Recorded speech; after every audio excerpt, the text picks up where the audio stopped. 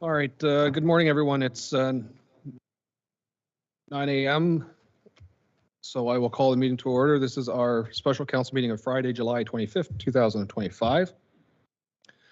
I will acknowledge at the present time, Councillor Borzos has not joined us. He may join us virtually this morning. All their members of council are present. Before we begin, I'll state our township land acknowledgement.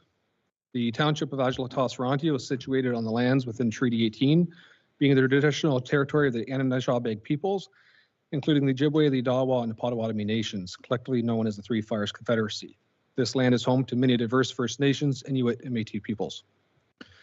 We acknowledge Indigenous peoples as stewards of the land, and we honor their resilience as well as their culture and of our shared respect for the lands, plants, animals, and waterways, which sustains us all. We recognize the injustices against Indigenous peoples and are mindful that the decisions of government impact our shared land and all the inhabitants.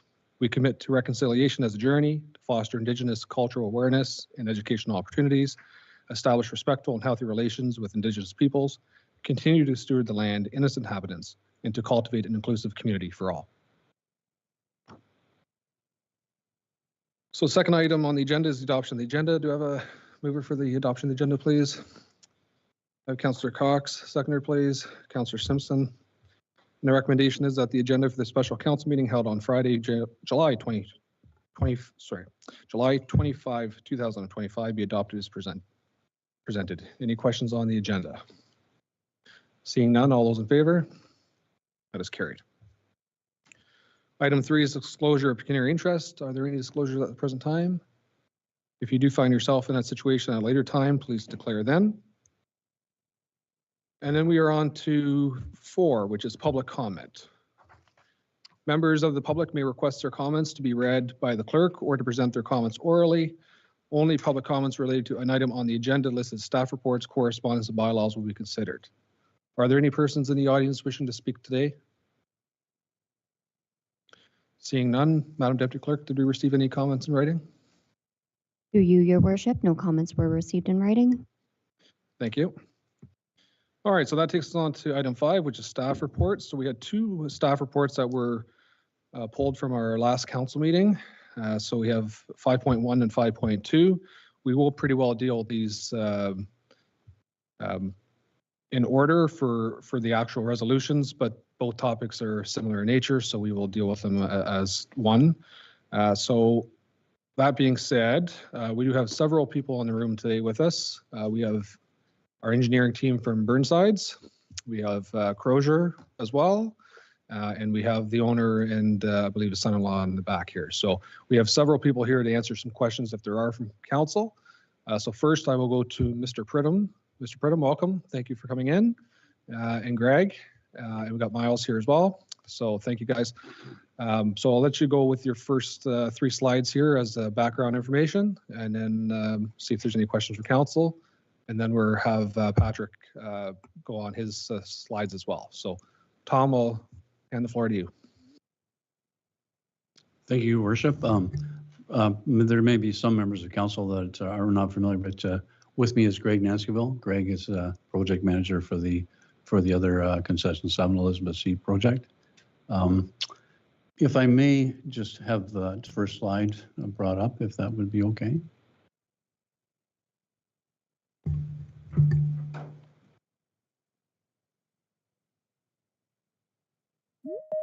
I just wanted to quickly review with council a slide that was reviewed with the previous council in January of 2023. There was a feasibility study and a preliminary stormwater management submitted by Closures on behalf of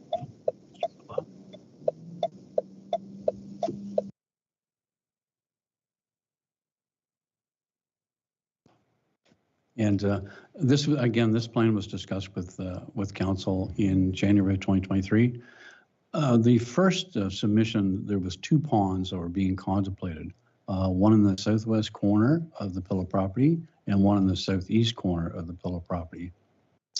The feasibility study and preliminary plan preliminary stormwater management strategy were forwarded to us for comment, and the comments that we had at that time would be it would be preferable to have branch drains constructed to the Spring Creek drain as shown there in red, in order to properly convey the stormwater to the Spring Creek drain. Subsequent to that meeting, there was a further directive to the developer to possibly look at the consideration of a single pond in the southeast corner where the larger one is, rather than having two ponds, and also with a strategy that to provide as much relief as possible for those owners on the east side of the concession 7. It was always contemplated that the entire, whatever was left of the pillow lands would be developed and brought to the south out that way. So anything that we discussed there a couple weeks ago isn't new by any means. The only difference is, rather than outletting into the road ditch, was our recommendation that it would be brought south and properly connected to the drain. The second one, please.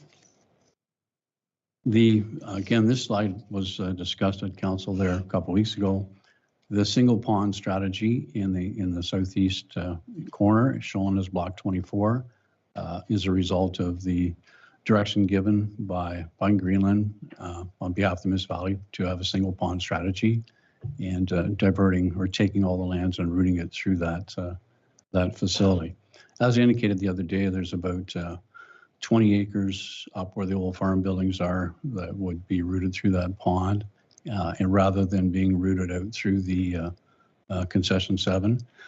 The one advantage of routing that 20 acres is Crozier's team is able to route all those storms, even up to the major storms, even a 4-inch in 24-hour rainfall.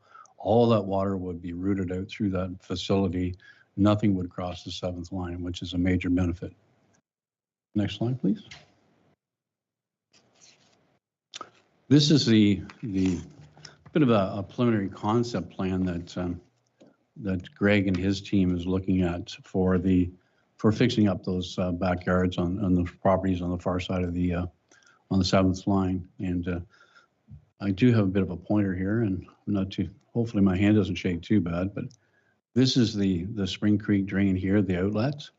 There would be an open ditch up here, come up to the chip wagon at Elizabeth Street. There's 2 storm sewers. This red one would look after the southern crossing, and the purple one would look after the northern crossing that comes out of the PV Mart. So essentially, the red storm sewer or drain would come up to the culvert at the south end, the southerly culvert on the 7th. And there was some discussion the other day with respect to 90% of Mr. Pilla's lands being redirected out of that red storm sewer. And that's correct in terms of physical geography or whatever, but it certainly is by no means 90% of the flows that are being generated. Most of those flows are being generated from that 7 or 8 acres of home hardware that's basically all impervious, and it's basically that's where the water is coming from. It may be 90% of the land area, but it certainly isn't 90% of the water. Not only that, whenever assessments are done under the Drainage Act, we work in terms of what's known as equivalent hectares. So lands, for example, a paved road will be marked up much more than a farm field. So in terms of assessment, the big payee for that red storm sewer, it would be home hardware. And even with the redirected 20 acres into that storm facility, into the pond, the main payee for that red storm sewer would continue to be home hardware. And I would just respectfully point out to council that any consideration to take home hardware out of that red storm sewer, they're the biggest payee, would maybe inadvertently place more of a burden on the owners themselves, because they'd still have to do something. It'd be a smaller scale, but they're looking at a much higher proportion without home hardware to help pay for it. And just respectfully point that out and to council. But that concludes my brief remarks with respect to that, Your Worship. Thank you, Mr. Pridham. I just had one question myself, if you don't mind. You noted that keeping the branch drain off on the other side, on the west side of concession 7, you noted that nothing across the 7th which is a major benefit. Can you explain to me what the major benefit of not going across the 7th is? Or what the major, I guess it wouldn't be the benefit, what would be the deficit of that? Well, there's no deficit, Your Worship, with respect to that. What I'm referring to there is this 20 acres of land that is here now in the Bennett Farm. Here's the old farm buildings here. Yep. This water now goes out, goes down, and then out through this red storm sewer. What Mr. Pilla's team is proposing, and Patrick can outline it, is that this facility here will take this 20 acres and route it through, not just for the minor storms, for the major storms. So if we get 4 inches in 24 hours, that 20 acres will never cross the 7th. So that's a major benefit. And so it's not just for the little storms, it's even for the big storms. So that's what I was referring to. Okay, thank you, appreciate that. Are there any questions through to Mr. Pridham? Okay, just on these slides here, and then we can, on the 3, and then if I can have Patrick. Yep, that's one. So, yes. Yes, Councillor Meadows. Thank you. First of all, I'd like to thank Mr. Pila for coming today, especially I know how busy you probably are, and I really appreciate you showing up today. Thank you very much.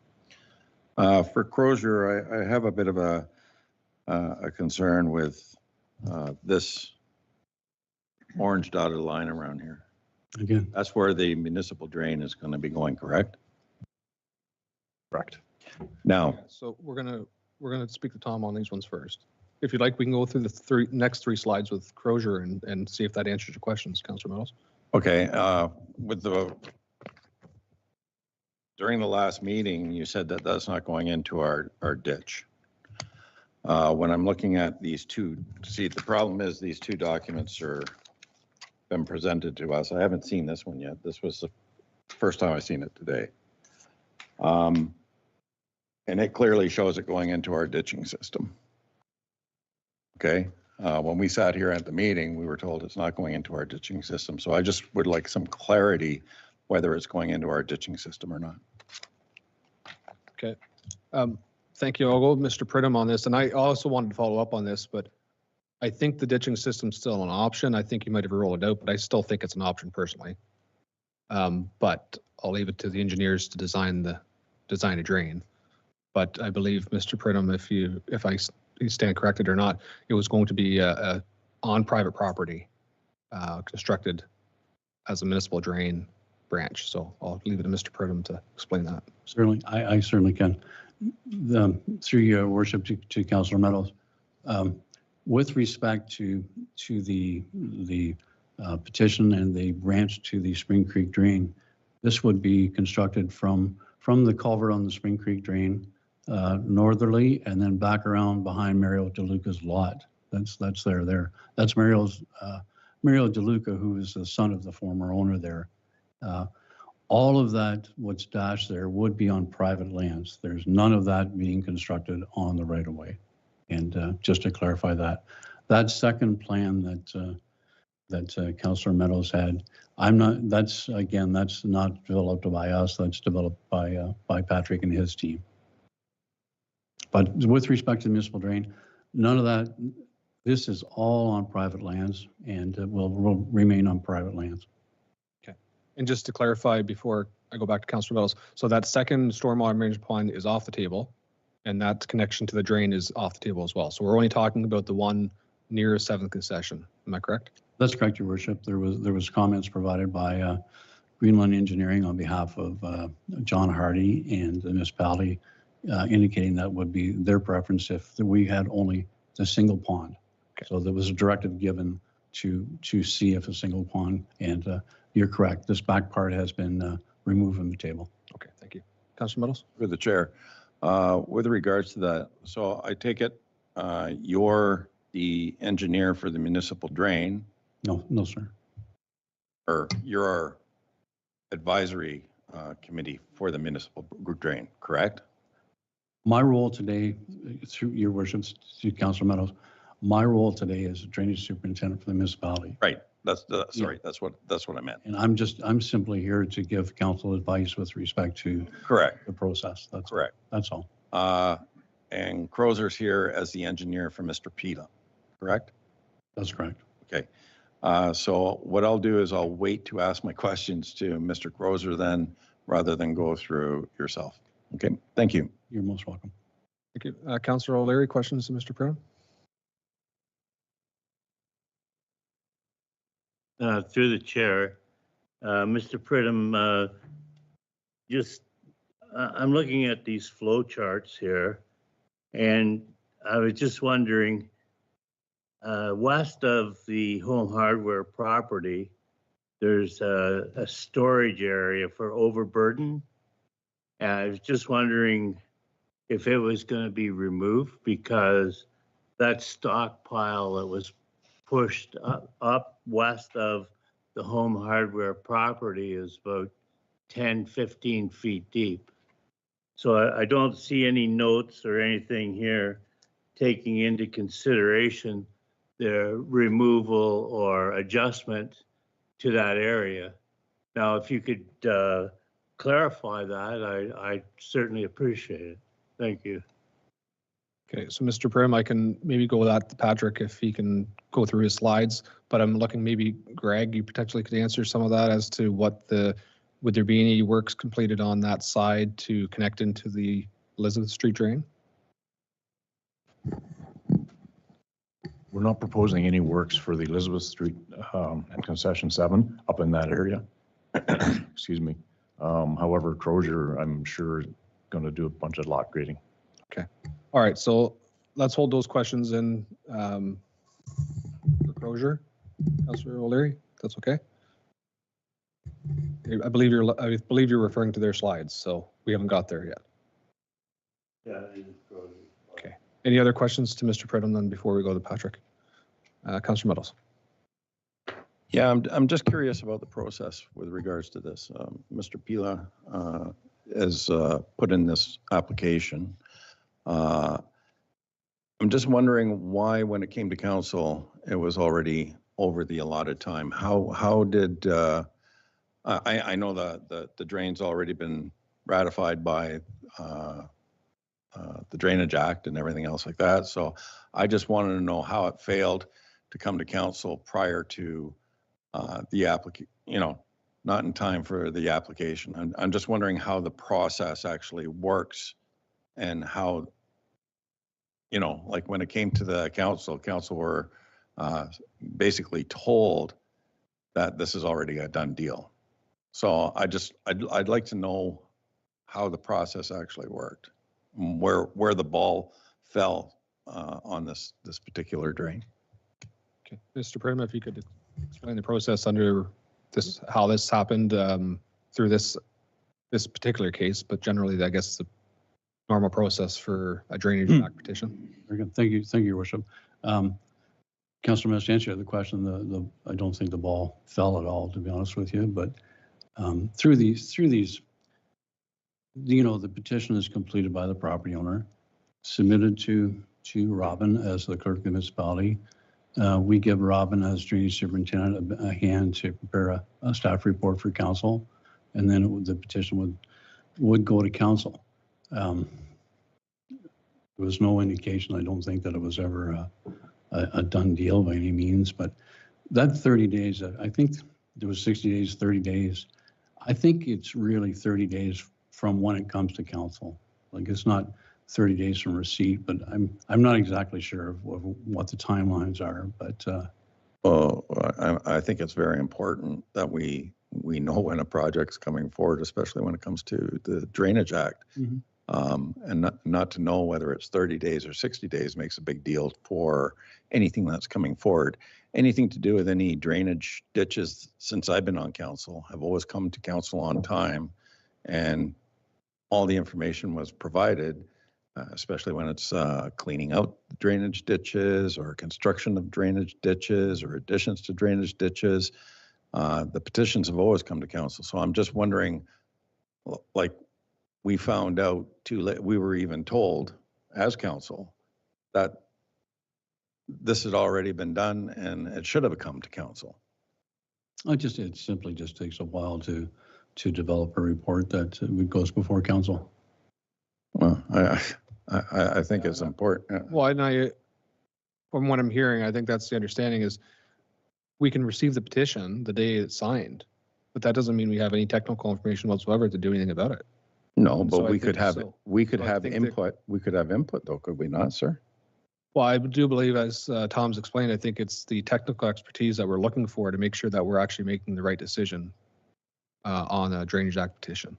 So I believe that's why the staff report detailed the information in it. And maybe I'll go to Madam Clerk just for clarification.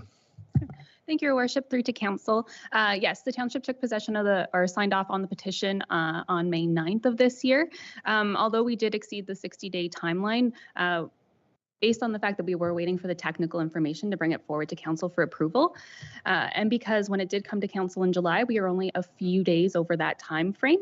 And understanding that Mr. Pilla and his team are quite understanding, we weren't concerned with an appeal based on no decision at that time. So we felt comfortable bringing it to Council in July with all of the correct technical information at that time.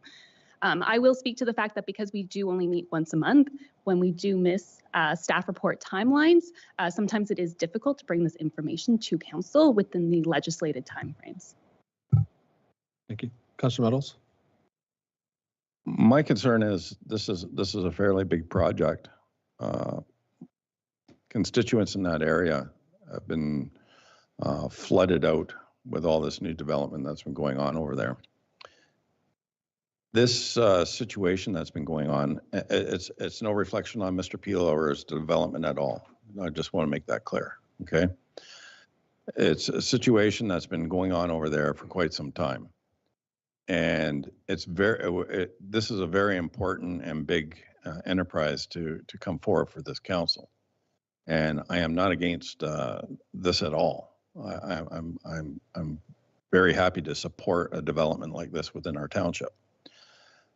My concern is the whole lower end of this where the petition fails to look after something that not only myself, but other council members here have been vying for over 12 years to help the people out that have been flooded out by all the businesses that have gone in along this corridor.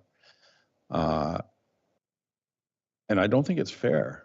I really don't think it's fair. And that's why I was hoping Mr. Pila could have been here today so that we could discuss connecting everything into this stormwater management pond from the home hardware at least come up with some idea to alleviate some of the water off of that, even if it's off the side ditch that comes off of the road system that he's going to have to use. And I don't think we were asking too much as a council to be able to do that. And it would alleviate at least some of the pressure off the lower end of that development where the township has diverted water over onto people's properties. And it's a big concern of mine, and it's a big concern for the people that are over on that other side. So that's that's one of the reasons why we're calling for this. And like I said, Mr. Pila, I am in favor of what you're doing over there. It's just that I have to look at also the people that are at the lower end of the spectrum over there. Thank you. Okay, thank you, Councilor Meadows. So with that, let's go to Patrick for your presentation materials, because I think that will answer some of the questions that have been proposed already. So Patrick, I'll give the floor to you. Just make sure your mic's on, and we'll get those 3 additional slides up, I believe, from your presentation. Which one did you want to start with first? Actually, we can leave this one up. Okay. So thank you, Your Worship. Thank you, Council. I just wanted to take the time and say thank you for letting us come here and speak letting me speak on behalf of Joe Pilla and kind of explain kind of all the consideration that has been done behind the scenes to really show you guys that we have been looking at this project as a whole and not just as a single development and solely what's in best interest for Joe Pilla. And the reason I asked to keep this slide up, actually, because at first thought, it's easy to see that we went from 2 stormwater management ponds to 1. Joe benefits. It's very easy to see that. What's actually happened, in fact, is we had to regrade the entirety of the site. Instead of having a split drainage system where we can go to one pond and the other, we have tilted the entire site to go into the swim facility one. That is a big cost burden that Joe Pilla agreed to take on to rectify and go per the suggestion of getting rid of that second drain. So I just wanted to flag that out there from the beginning, that we are willing and we have tried to look at this as a whole to see what the best solution is, and it's not solely cost. Obviously, as a development, cost is a factor, but it's not the only one driving this project. So just wanted to clear that up, that it actually is a negative to Mr. Pilla that we combine the two ponds. And that's why Crozier actually, as I like to pride ourselves as cost conscious and look for value added to the developers, why we went with two ponds. We found that that was the easier solution for this property, but with discussions with the town and with Joe, we said, you know what, overall as a community, we agreed that this is a better design, and that's why we decided to go with the one swim facility. So if I can just start with the first slide of my presentation.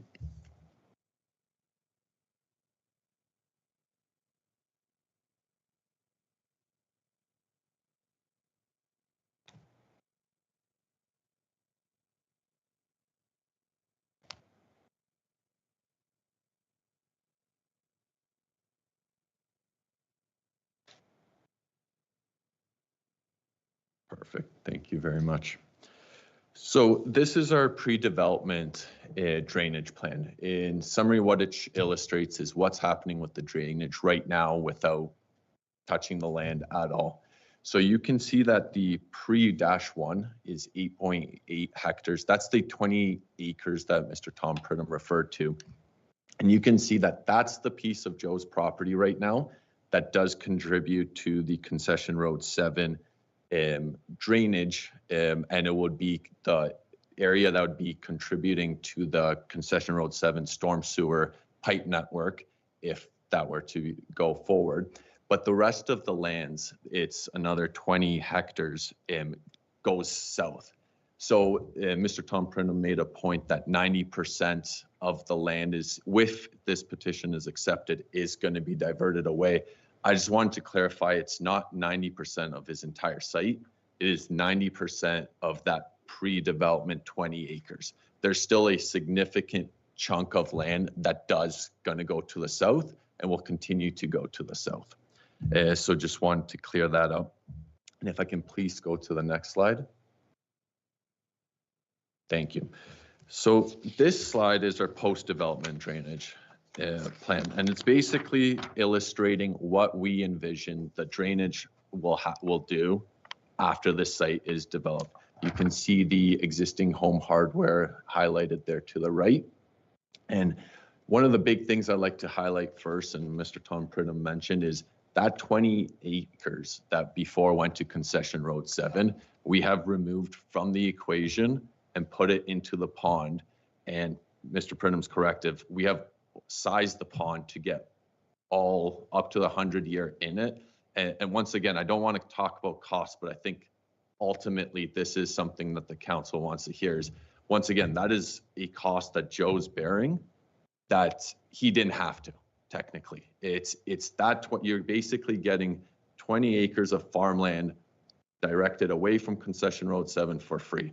So this is where we feel like it truly is a benefit to the community and to the taxpayers next door to the solution, that if this development goes ahead and nothing else happens, it's already made the situation better. Because the rest of the development would have to continue to go south. Also, when we do drainage, and we create a stormwater management pond, we have to control pre to post. In short, what that means is everything that flowed off that site before, we need to do everything we can to store it and release it at a rate that downstream of that, there is no negative impact. So whatever Joe decides to do on this site, it's important to know that, yes, we're adding impervious areas. However, once it goes past that property line, it is my mandate and my team's to make sure those flows equal. So, and that's our engineering standard. So we are not making it any worse.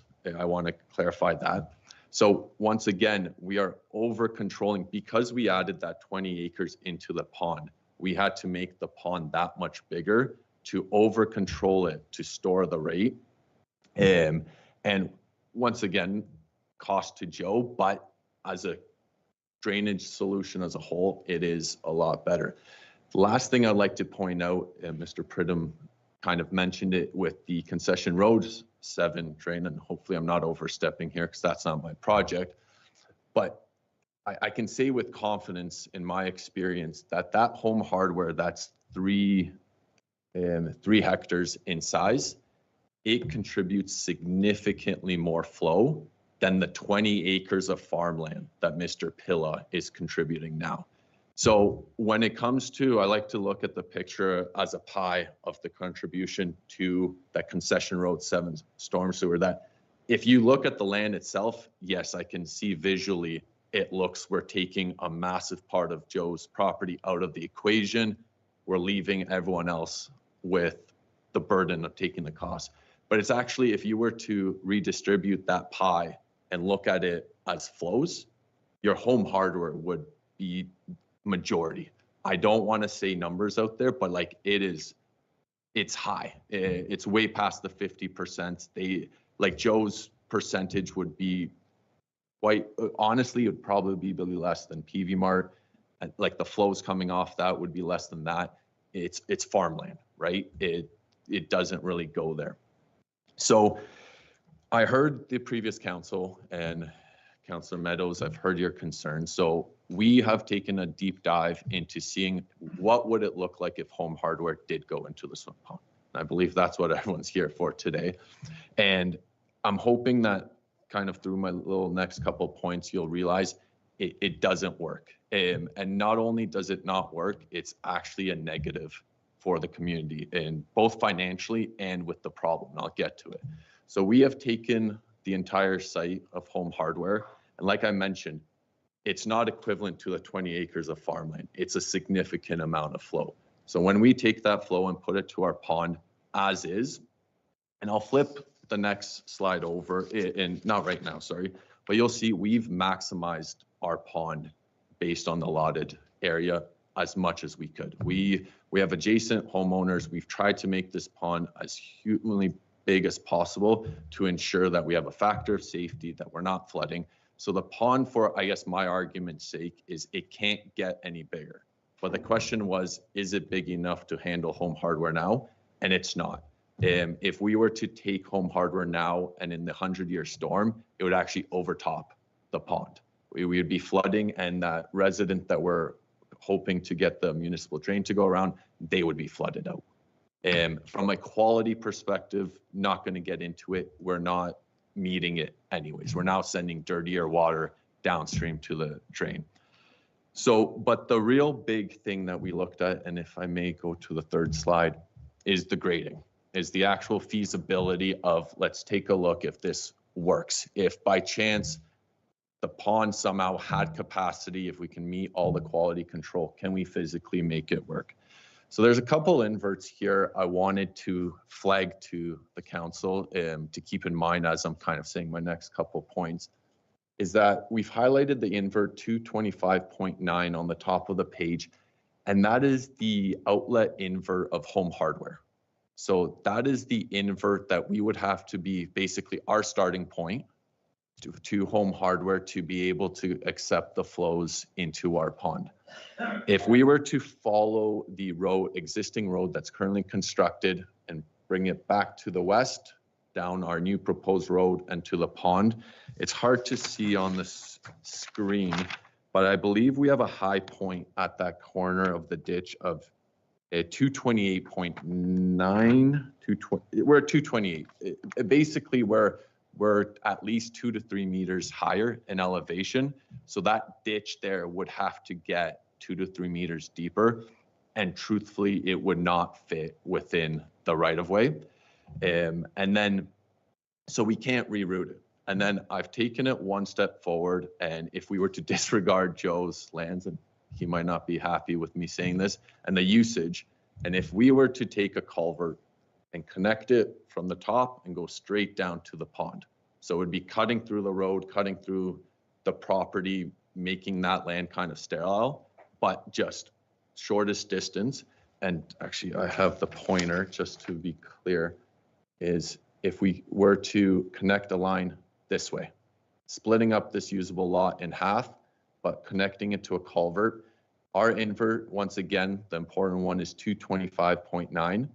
Our permanent pool elevation is 225.32. So the good news is if it doesn't rain or rains a little bit, we would be able to make it work. We would be able to flood it down. However, as I mentioned before, the way a stormwater management pond works is in storm events, it's meant to capture everything, store it, raise the water, and then release it at a slow, controlled rate. And one of the important numbers that we always try to calculate is called your extended detention. And that's your 25 millimeter storm. And it's not a light storm by any means, but it's not your historically large one. Like we've definitely had a few this year that was a 25 mil storm event, and that's the one we sized to. And when our pond and the way it's designed, and truthfully, even if we reconfigure just the configuration of the land, we're plus or minus 10 cents. When that 25 millimeter storm comes, it actually raises to an elevation of 226.22. So what that happens in the major storm events is that water actually, the town's actually helping us, is we're taking pond away from the water, we're taking the water away from the pond back towards Home Hardware, and then that would make its way towards Concession Road 7 and just making a huge disaster. Like we're not taking away water, we're actually increasing the amount going to Home Hardware significantly. So I hope I'm near the conclusion of my kind of presentation and the facts, but a couple key items I wanted to summarize here is it doesn't work bringing in Home Hardware. One thing is that Joe and Pilla is creating a benefit to the community. You've got 20 acres of land for free that's now being removed out of this problem area. And I'm not here to say that the Home Hardware and that is not a problem. And I do agree it's something that needs to be fixed. What I'm here to represent is that we are making it better, not worse. We're more than willing to work with council, but unfortunately, in my expertise, the pond is not the way to do it. And the last thing, once again, I hope I'm not overstepping, but we did some quick calculations on hypothetical numbers, but construction costs, and one thing I wanted the council to know, it's not proportional, just material size. Because right now, if that pipe goes in, obviously the more people you have to it, the bigger the pipe is, the more people you remove, the smaller the pipe is. But if the pipe gets smaller by half, that doesn't mean the cost goes down by half. There's sunken construction costs of like mobilization, labor. Truthfully, to put a small pipe or a bigger, like your operation's almost there. It's not proportionate.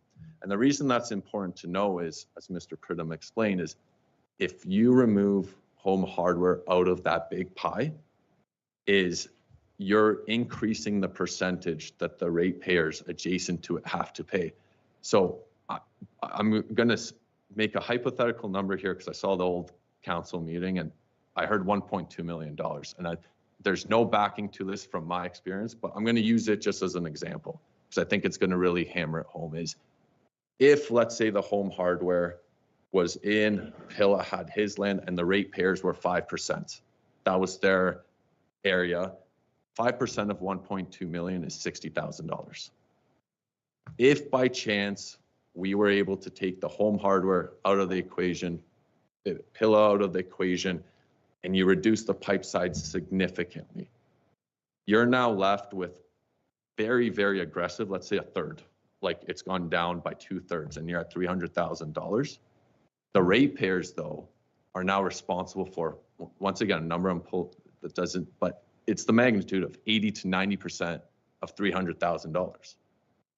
So their contribution to that ditch is, as much as we think that we're getting the water away from them, there is a solution in place but we're making them pay for it a lot more. So that's just my kind of final thought I wanted to provide to council. I hope I made myself clear and answer a lot of your questions, but I'm happy to answer any other questions you may have. All right, thank you. I appreciate that. And I'm sure there will be questions, and I'm going to just start with a couple myself. So if we can just go back to the previous slide. Post 5, the area on the eastern side of the property. The little corner on concession 7 and the entrance into the property. Somehow managed to lose.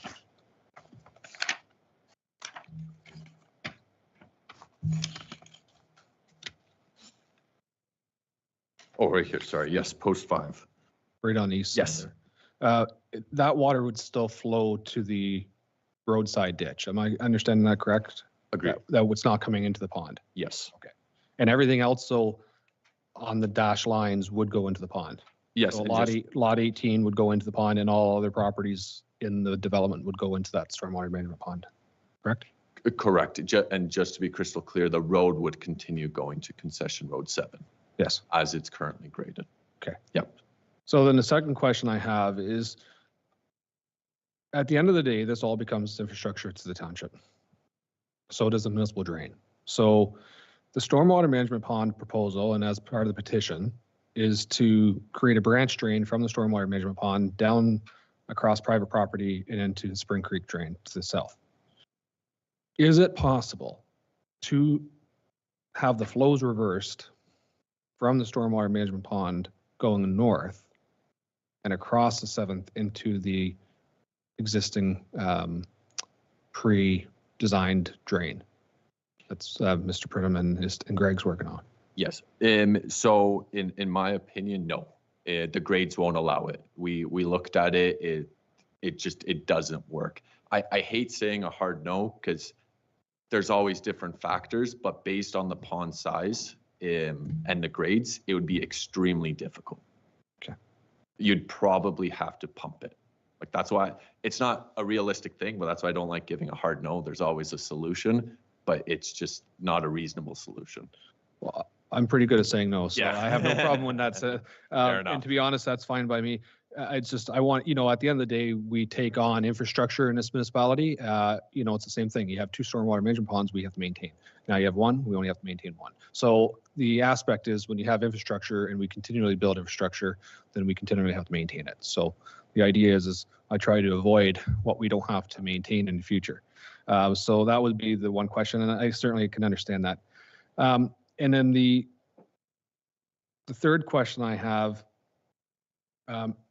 is, again, what I understand you've had discussions with the owners, and I just want to make sure, like I believe Carol's the one right behind it, and any other properties. Can you just explain what the preliminary discussions have been with the neighbors in the community as to having a branch drain there? Has there been any talk from yourselves on that with the residents in the area, and any other items that would be contributing to the stormwater management pond? All right. Thank you, Your Worship. In short, yes, we've had multiple discussions, and I think you mentioned it in the previous council meeting. It's kind of what's the lesser evil. We talked to the homeowner there, and would you like a stormwater management facility that, truthfully, after it's all built and done, it's a feature. They can be looking quite nice, or would you like an industrial yard? And they understood that, and we have provided multiple correspondences and proof that the building of this stormwater management will not have any negative impact on their property. We're also, I know this is kind of off topic, but we're working with them because there's a concern of the well, and we have done a lot of monitoring and proof to showing them that we are not going to be impacting their water as well. So yes, there's been communication. It's truthfully been pretty good. Obviously, not everyone's very excited to have a development going on behind their house. However, everything considered, I think that they do believe that it's the best case scenario of what can happen behind their property. All right, so I did see some hands, but I'm going to go back to Councilor O'Leary because he was referring to that flow chart. I think he was referring to the pre-flows. And I guess the question, I'm just kind of paraphrasing again to Patrick, was what was the development plan for site grading in the roadside ditch along that entrance? Because I believe that's the issue that Councillor O'Leary had first raised. Thank you, Your Worship. Councillor O'Leary, if I paraphrase that right? The drainage on property 4798. Why that ditch hasn't been excavated, why culverts haven't been installed is questionable. And my understanding of the Drainage Act is that we as a neighbor or we as a township cannot and shall not flow water onto a neighboring property. And this chart here is showing us doing exactly what we're not supposed to be doing. We're flowing water down this ditch along Home Hardware across the 7th concession onto these properties here. Now, there's a culvert right here on that, in there. That's a new culvert. That culvert was put in there during the Home Hardware development. So I don't know whose fault it is, but that should never have happened. I don't know who dropped the ball on the construction of that. I mean, it should have been noted, and maybe it just failed to be exposed, right? And it's caused a lot of grief and misery for the people on the east side of the 7th concession. And now, when we go to this property up here, this property here, you're gonna have to do some big excavations to get the water to flow down here and through here to get it to work. Because this, from here down, is the natural land flows into the adjacent property there. And if you go take a walk on the land, it's like it's visually, you can see it. And then the way the drainage is, there's nothing being drained out to the ditch on 89 highway anywhere. It doesn't indicate it on any of these drawings. Like, are we trying to push water uphill? Like, why wouldn't it go its natural course? I mean, somebody's dropped the ball somewhere, and I'm not saying it was you, and I'm not saying it was Mr. Pridham, but somewhere along the lines, the ball's been dropped, and the residents are the ones that are going to suffer the consequences. I think we as a council and we as a township, we need to make some decisions that will reverse some of these negative actions and justify or create the proper initiation here. Anyways, these are my concerns. Thank you. Okay, thank you, Councillor O'Leary. So again, I think some of the concerns are township related and not particularly to deal with the development or for Mr. Pridham. So I'll go to Patrick and what you would like to answer on that, because a lot of it, I believe Mr. O'Leary was talking about, was roadside ditching and properties on the east side, which don't actually impact the development that you're working on. But Thank you, through your worship, to Councillor O'Leary.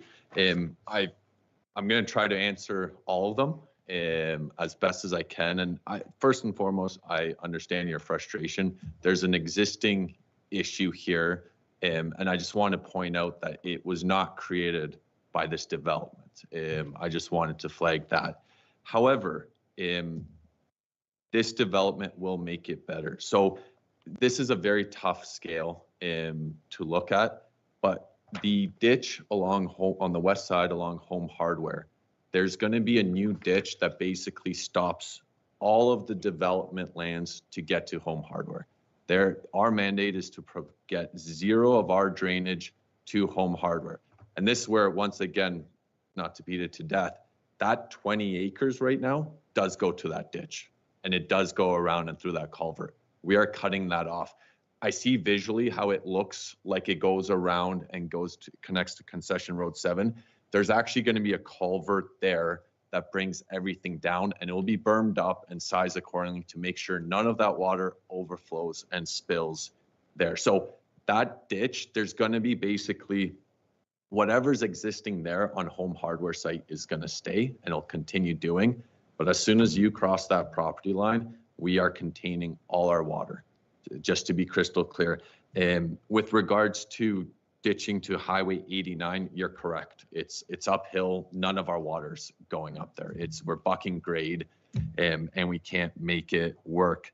With regards to the bottom left corner, the post 4, you're entirely correct, Councillor O'Reilly, where that lot is now kind of, that corner stagnant. You can't develop on it. We acknowledge that. That's why we have that kind of called out on the grading.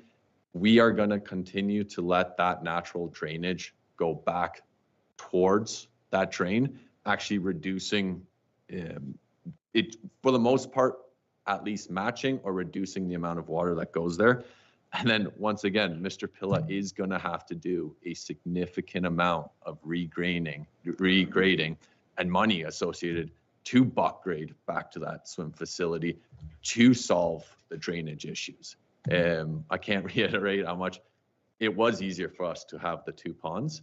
But yeah, and I believe, and I apologize, is there something I didn't touch on? I believe the other items were municipal infrastructure, which I don't think you can speak to.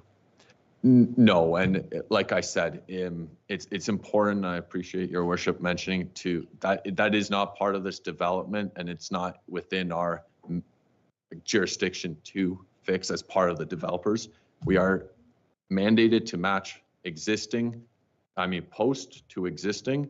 And what I'm here trying to hopefully illustrate that we are doing better than existing. That's what we're trying to accomplish here.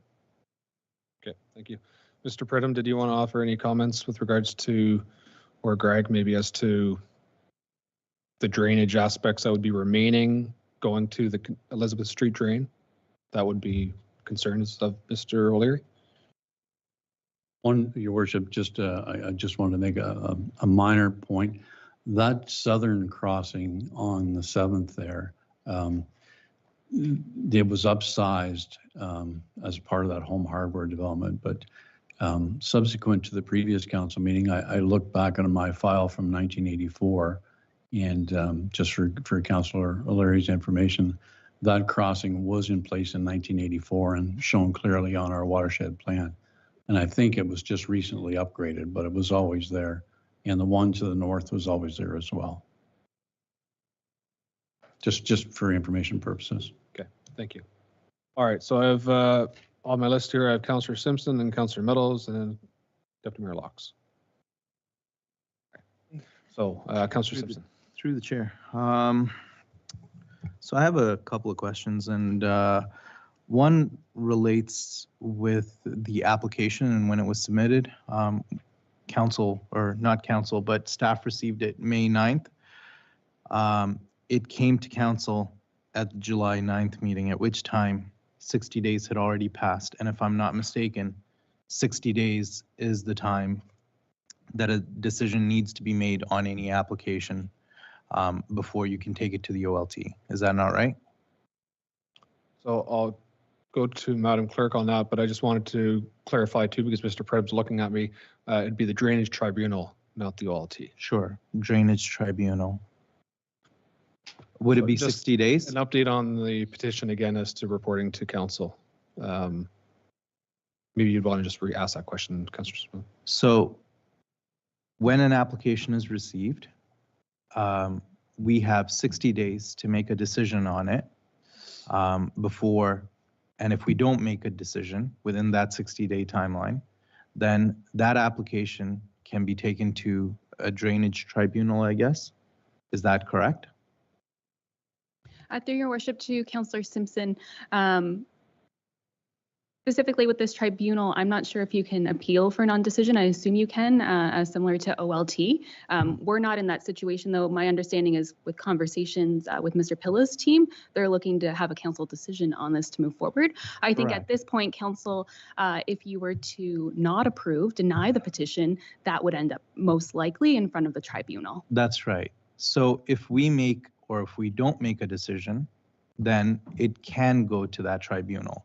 And, you know, current case aside, current applicant aside, this is not the first time that we as a council are receiving an application at the very end of that timing deadline.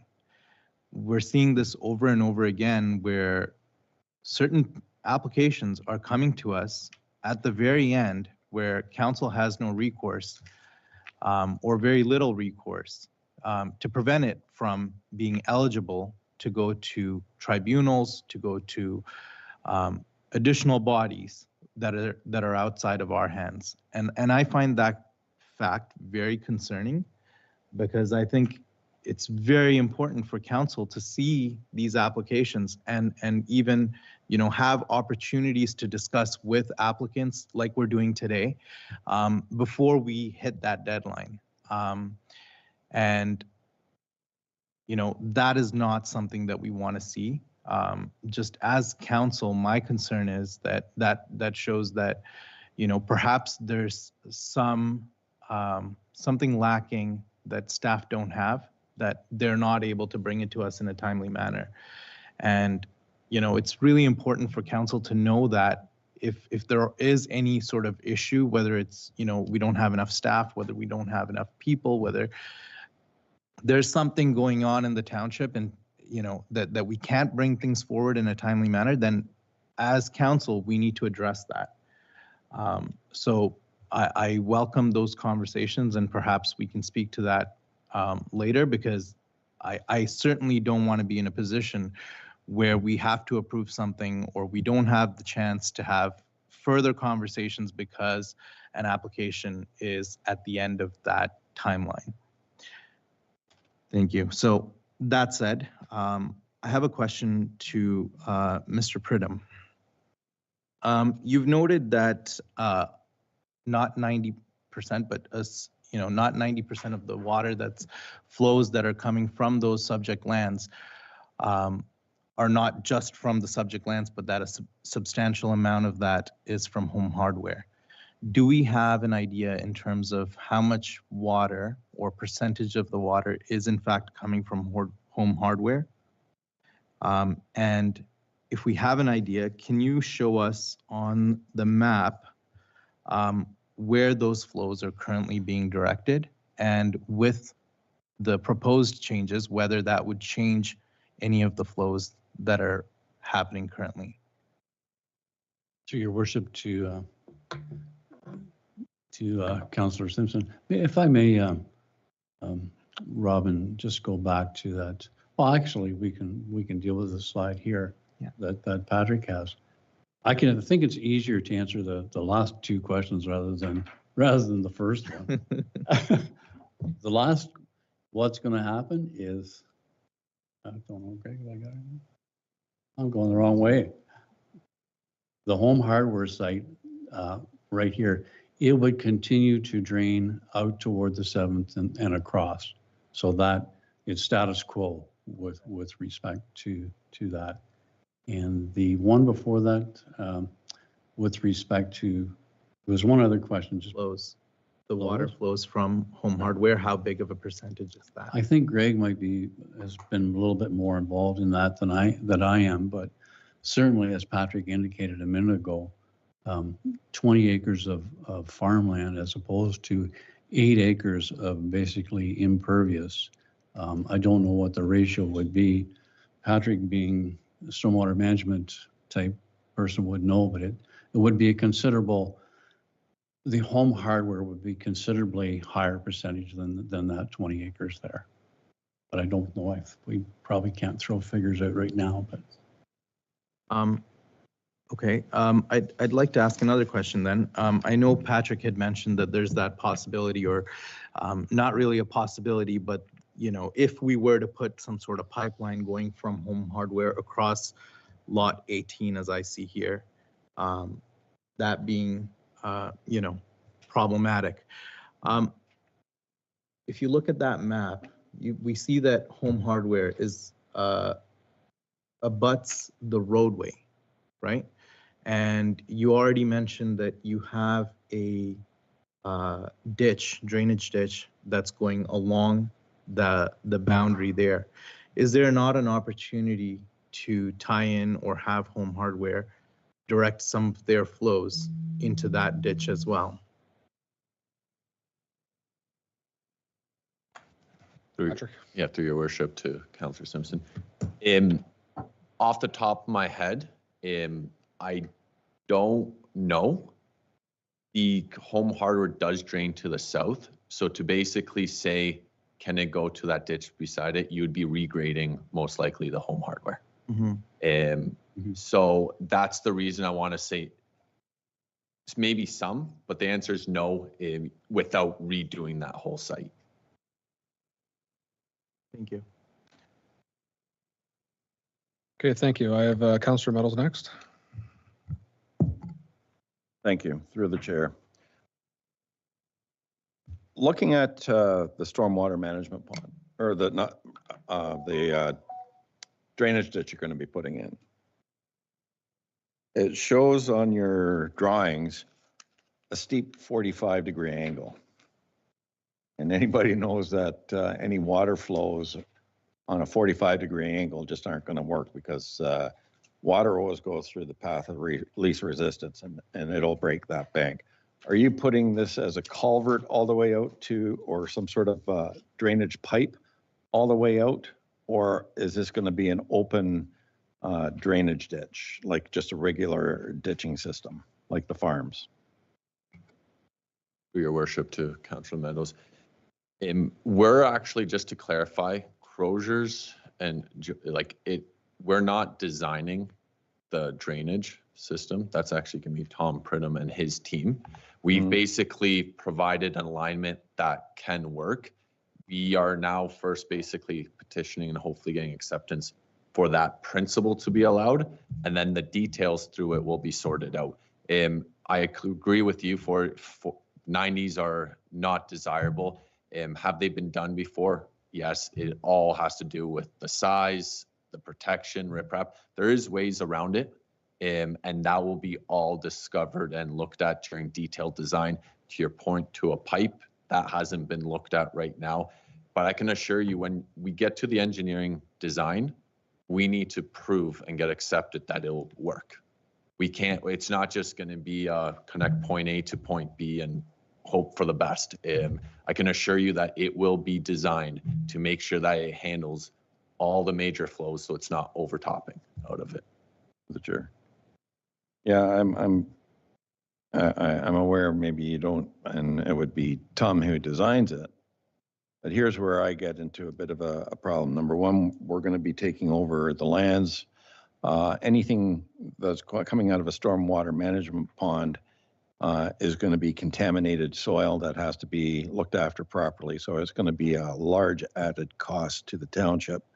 Now the drainage ditch, if you're putting riprap and everything else around where 90-degree angle or 45-degree angle or whatever, any angle whatsoever, we're also going to have to be responsible for, especially when we're the ones that are going to be having to get the work contracted out or do the work ourselves. So there's a big added cost to this, and that's a concern for me. Also, because it's on private property, it's also a concern for me. The drainage, the way that I see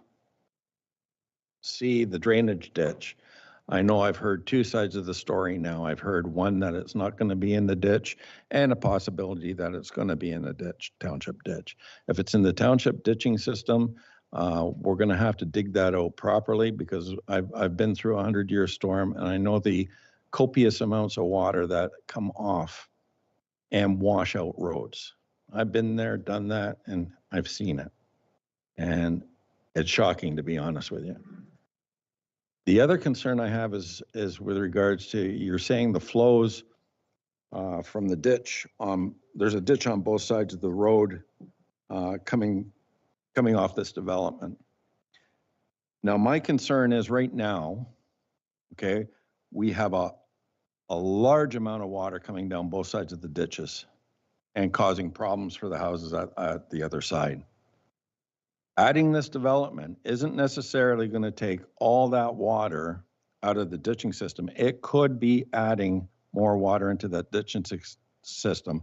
I can't see all the water not running off the road, but and going all into the stormwater management system. Some of it is going to go down that ditching system. And my concern again is contamination coming off of that site, because this is going to be an industrial site. It's not going to be houses or that. This is going to be an industrial site. So you have a lot of contaminants that are going to be coming down that into the water system. That's the other issue I have. So I do have some concerns with regards to this. Like I said before, I'm all for development in that area. But the way I see it right now, I'm more interested in protecting my people. And I just find it ironic that this development is a new development going in. We have a drainage act that is bang, done. Yet we've been waiting over 12 years for these people to fix their properties. And I find that appalling. I really do. And it's not Mr. Pila's fault. It's our fault as a township. And I find that these are taxpayers that have been here for years, and we still haven't fixed a problem that's been there for over 12 years. Ron and I have been down there several times.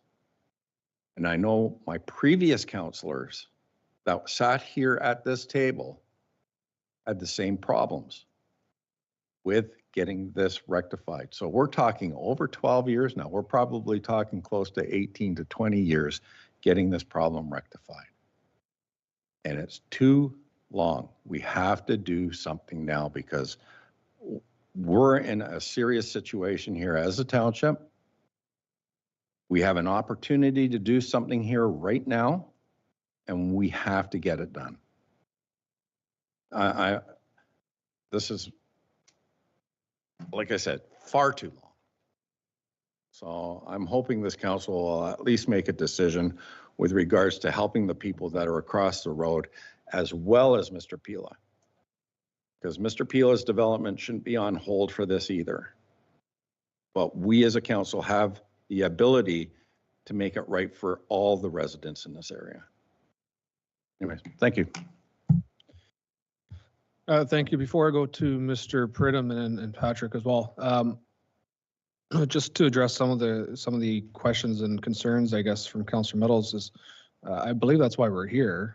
There's a report on the agenda today holding Burnsides to some timelines, and unfortunately those timelines might be shifted from a wee bit here because we've delayed them in their work over 2 weeks.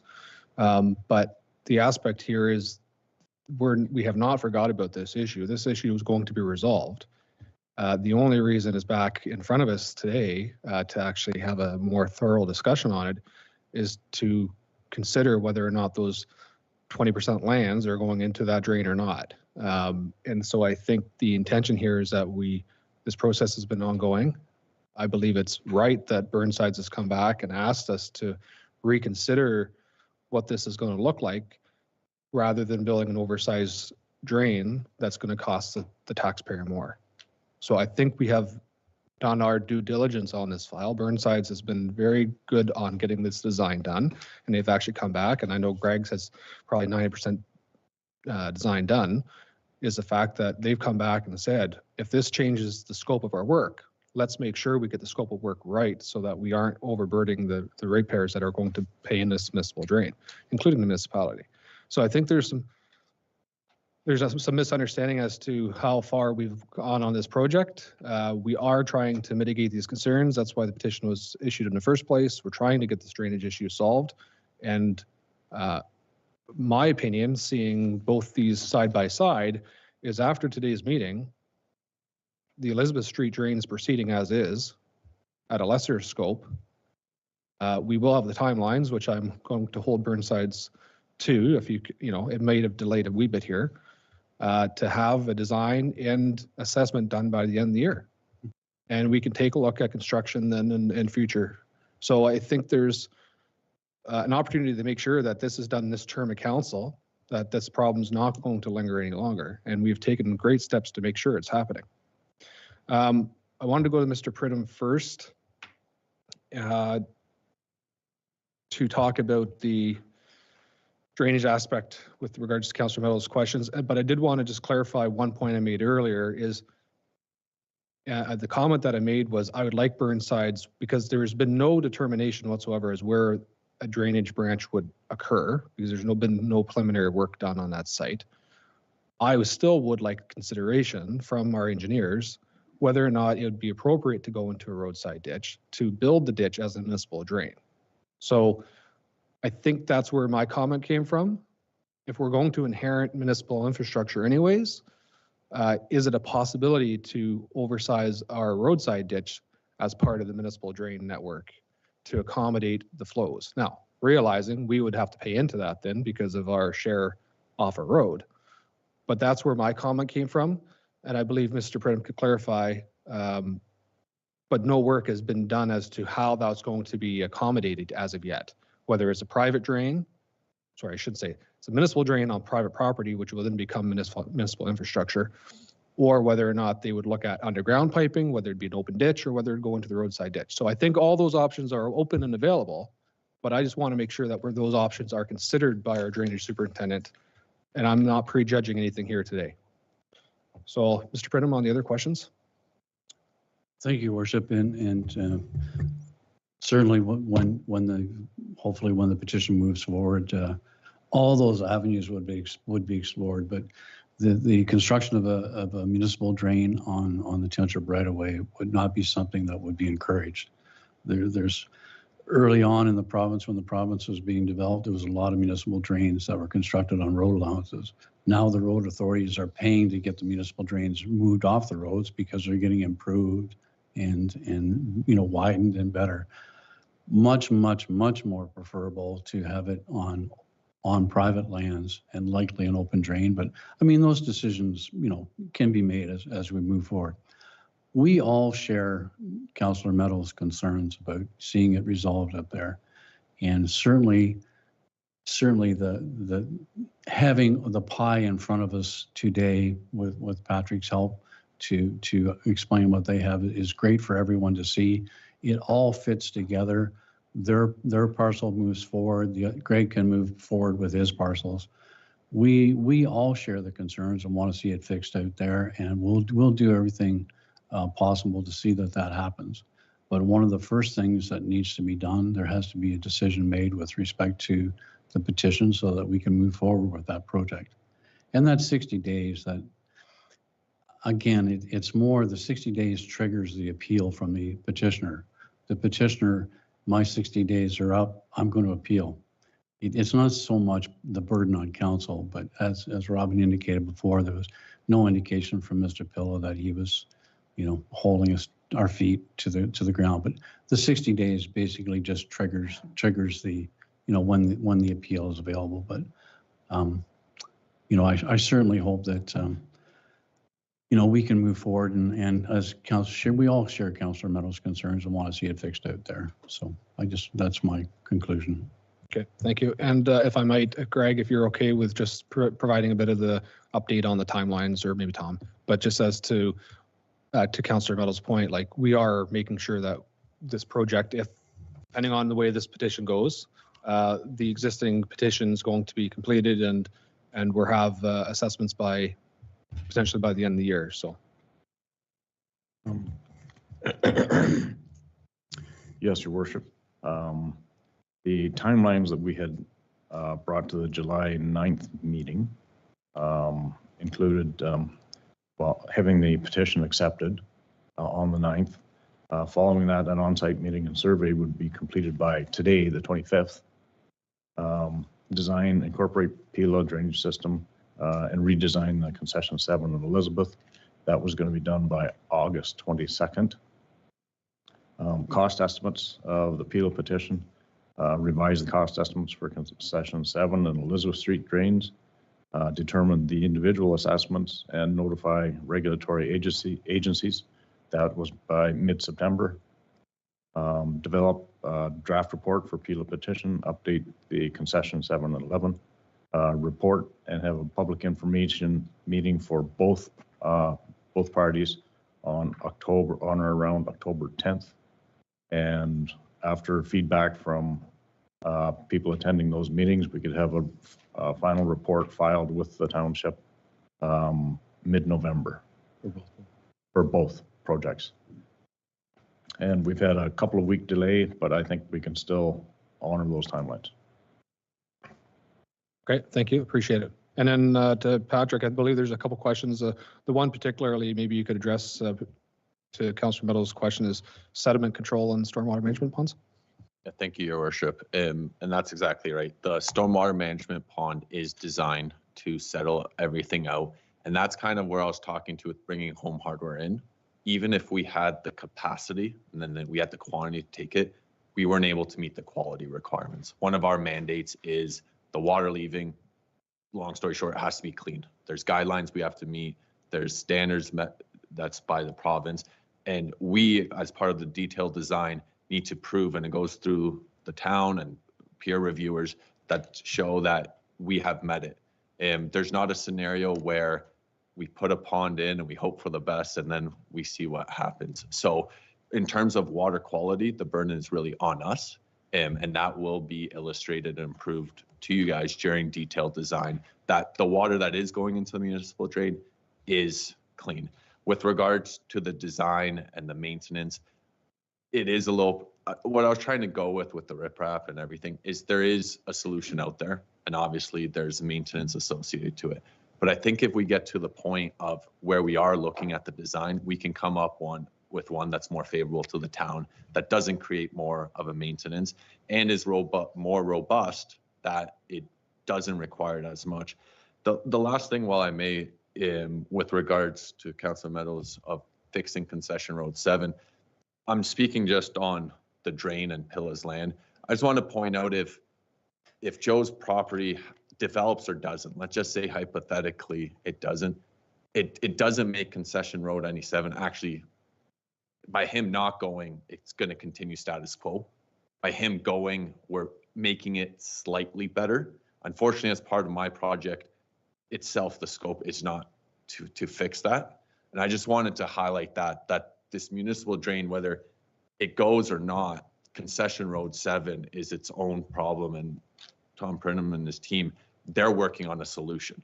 And to your worship's point is we're just trying to figure out who's got what piece contributing to it right now. I think there's a solution in place.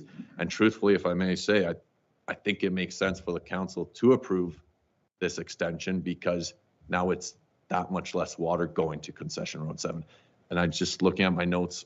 The last thing you mentioned too is the water making its way to Concession Road 7. In short, the boundaries that I identified, it's the post, I believe, 5 and the road, agreed, and that's going to be existing. And truthfully, the rest is no. We do grade in a site that we show where the major flow routes are, where basically when a hurricane comes in, like it's most of the town's out of underwater by this point because it's not designed to the standards it is right now, is we illustrate that and show that the water does not go to Concession Road 7. And there are high points in place. And that's why too, when you look at the grading plan, it might seem a little funny. Well, you could have lowered this to get home hardware in. But to your point, if we lower in to get home hardware in, that overland flow route now would end up on home hardware onto Concession Road 7. So the design does take account for that. So Does it all go, will it nothing go to concession road 7? It's no, but other than what is outlined, it's my duty to explain that that is the case. Okay, thank you. All right, I'm going to go to the CAO for follow-up on that, and then I have Deputy Mayor Laux. Thank you, Your Worship. I just wanted to, as staff, we're just going to be double checking the Home Hardware's drainage as it was just put in within the past 10, 15. Taking a look to see if they do have any stormwater control that may be failing within its operations, if they have underground tanks that may need to be cleaned out. And then again, that would determine the flow off of that particular property and then into across the concession 7. So staff will follow up on that with regard to the regular operations and maintenance of any of those stormwater controls.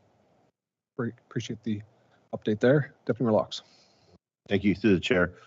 I believe it'll be to Mr. Pridham, but we discussed at the last meeting that we're basically the municipal drain, we're going to have a ditch beside a ditch. And then can you just explain how that is going to work and whether that may possibly fail? I think we had discussions that running down the 7th, you're going to have the new municipal drain, and then we're still going to have our ditch that is off of 7. Is there any issues, or is that all going to be rectified during engineering processes? Mr. Pridham. It's very, very common in rural Ontario to see a roadside ditch beside a municipal drain. The roadside ditch is simply a shallow ditch to, drain the granulars in the road. It's not very deep, not very wide. What you'll see on private lands is something likely in the neighborhood of 4 to 5 feet deep with a 30-foot top. Like, it's going to be a considerable channel. So it's going to be a very small ditch for the road, cross the property line, and then a fairly major channel. So you certainly don't want that major channel on the right of way. But it's not an uncommon feature. And just to clarify too, with respect to municipal drains, when they're maintained, if there is maintenance work involved, the cost is borne by the ratepayers on the drain. So if there's $10,000 needed in the future to clean that drain out, it would likely be distributed for the most part over those 23 lots in the development. It's not coming out of the township's pockets. Okay, thank you. Councillor Cox. Yeah, through the chair, I'd just like to say thank you to Rocher here, Patrick.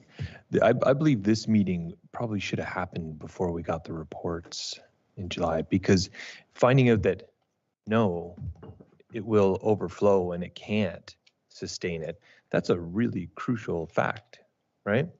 And from the end, I'm not an engineer, right? I just know that constituents have a problem. They're being flooded out. So now that we know that we can't do that, I think we should do our due diligence as a township to find out ways to mitigate this water issue, whether we have to find alternative solutions like permeable pavement, to work with Home Hardware. Obviously, we have engineers looking at the drainage. Hopefully, we can make it as big as possible to take as much water away as possible, right? But I would just like to hit home that I appreciate Mr. Pilla coming here today and with the engineer and thoroughly explaining the flow rates and where they're going and why it can't happen. Like, these are informations that we didn't have prior to receiving these reports in before our last meeting, right? So I thank you for coming here, and hopefully we can, as a township, we could work with Home Hardware, like the CEO is saying, looking at their existing draining system to I don't know how this problem got to where it is for so long, personally, because I know, I feel bad for the constituents and the water that they're taking in every time it rains. So we should work with Home Hardware and put this issue to bed once and for all, personally. All right, so I'll leave it in the engineer's trusted hands. All right.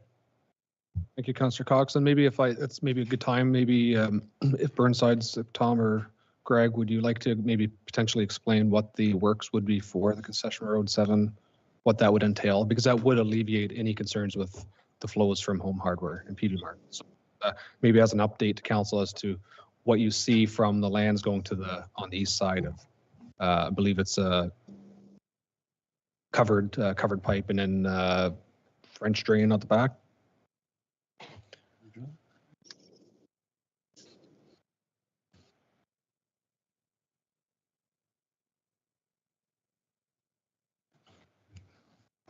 Thank you, Your Worship. There's a small discussion going on here.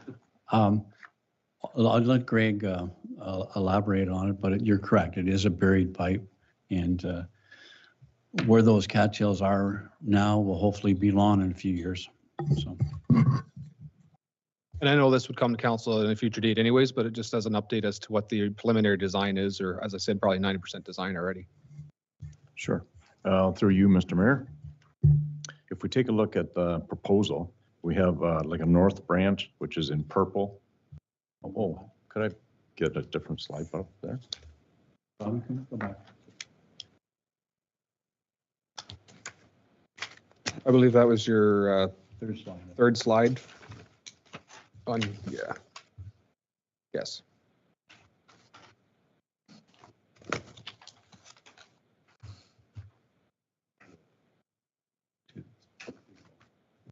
Okay.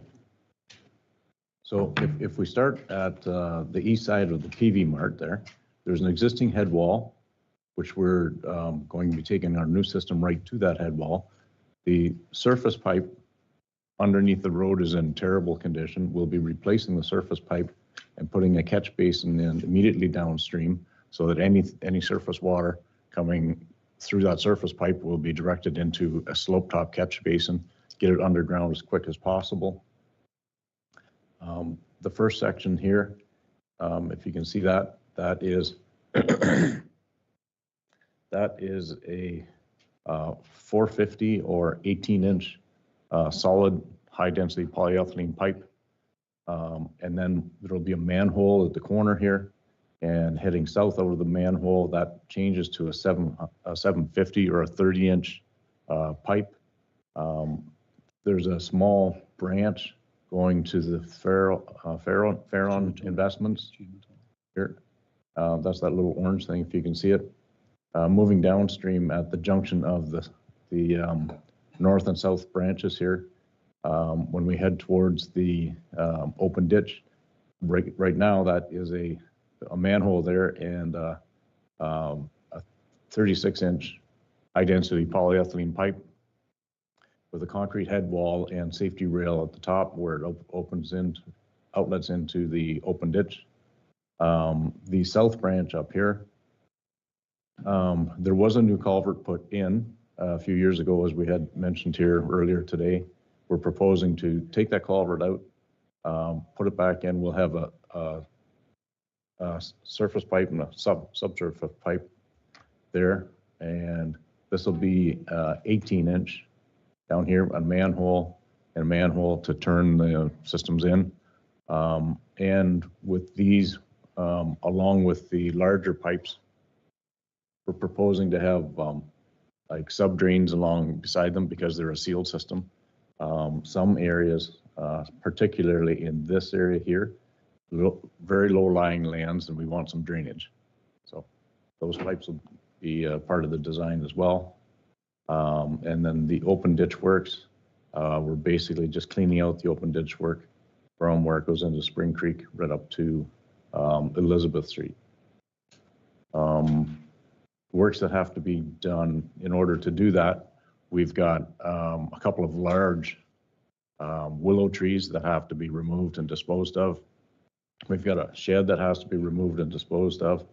And the property, the Belding Investments property here, there's a 6-foot wooden fence that's got to be removed and reinstalled. I think right now we're going to give an allowance to them for that fence rather than have a contractor build the fence.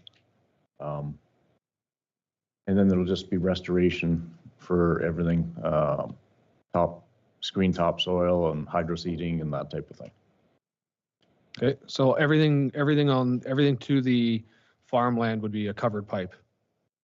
Yeah. Off the roadway until the open drain on the behind Belding's, beside Belding's property. That's right. Okay. And then just to confirm, because I believe that that branch up to the north side on the Farron property, I believe that was added after. So that accounts for all that drainage coming off of 89 and that section of land, right? That's currently impacting Yeah, there? it's a smaller watershed there. It's basically the fair and property, fair and investments, property building, and a little bit from the neighbor. Okay. So again, I think that's a thorough explanation as to what this works will entail and will accommodate for all the properties on the east side of Concession Road 7 in the drainage issues that they are impacting right now, right? Okay, so I'm going to continue on with comments and questions from other council members. So I had Councillor Borzos online. Councillor Borzos, I understand you may have technical issues with your camera, so that's fine if you don't have to have that on, but you go ahead. Thank you, Your Worship, and through the mayor. I apologize for not having the video up, but I'm just happy to work with audio here. I'm not an engineer in the environmental discipline or in the drainage discipline. Therefore, I'm not going to make a comment regarding any of those topics. But what I do like to, I would like to say is that as a council member, I certainly agree with all my fellow councillors who spoke before me regarding concerns from citizens. And I would also like to thank Mr. Pila and his team for appearing today, taking time from his schedule to discuss this with us. And my only, I guess, request or ask would be to Mr. Pila, and I do this with all sincerity and with utmost respect, is if he could possibly just sit down with his team one more time and give some consideration to what we are trying to achieve here, and see if down at the bottom of his heart he could possibly help us out on this one. I know it sounds like a bit of a small talk and begging, but it is not. I personally prefer working with people in the municipal environment, especially developers. There's always a little bit of extra that can be given, and all I'm looking for is just an appeal to Mr. Pila to find that little bit of extra, help us to put this all together for everybody's benefit. I'm not by any means looking for full tilt and everything that we asked for, but just see what is possible, what we can do, what we can accomplish together to make not just his development a better place, but also the entire township, and especially around the Concession 7 and Elizabeth Street there. And that's all I wanted to say, and thank you very much for the opportunity. Okay, thank you. Did you want to address any of that? Patrick? Might as well. Thank you, Your Worship. I hear you, Councillor, and I think don't want to speak on behalf of Joe, we are more than happy and committed to working with the township. Like, I wanted to say that as of right now where we stand, truthfully, I don't know what more we can do. I'm not just saying that, just like we can only do what we can within our property. And I just want to flag that the properties are constrained right now. Like, we have taken 20 acres, like I said, away from it. If there is opportunities in the future, I'm more than happy to have another sit down or off the record and see what can be done. I would just like to say at this time, I truly feel like we have gone above and beyond, and I don't see any other opportunities. Not trying to shut that down, saying we've done enough. I just don't see them out there. But if they come up, I'm more than happy on behalf of Joe to discuss those further. Okay, thank you. All right, so we went around the table once. So we've had thorough discussion on the topic. So for any new points that we want to bring up today, that's I'll entertain those. But if the questions have already been answered, let's move on from those. So I'll go around again here. I've got Councillor Meadows and then Councillor O'Leary. Okay, through our staff, and I don't know if anybody can answer this. The MTO has a big stake and claim in this as well. And I'd like to know, a lot of the problems also lie with them, especially at the bottom end where Jimmo's Tires is. All the water seems to accumulate in that corner. And it's all runoff from Highway 89 and also at the corner where the TSC is. So I'm just wondering, what can be done from the MTO perspective, and why the province isn't looking at helping out the municipality with regards to any of this infrastructure issues. They're as much at fault with regards to what's happening in this area as anybody else, because all the runoff from 401 or from Highway 89 is coming down into that corner. And there's absolutely no ditching across the top end of that position where Highway 89 is. So I think that's something that we need to look at and have communications with the province and the MTO and get them involved in this too. And that should be up to our staff. And I'd like a little response from them on the situation. Okay, thank you. So I'm actually going to go to Mr. Pridham on that, just as an update. So Tom, I'm going to ask you to just explain the two parts of here because we're dealing with two different issues. So to Councillor Meadows' concerns on the east part of Concession Road 7 from the Highway 89.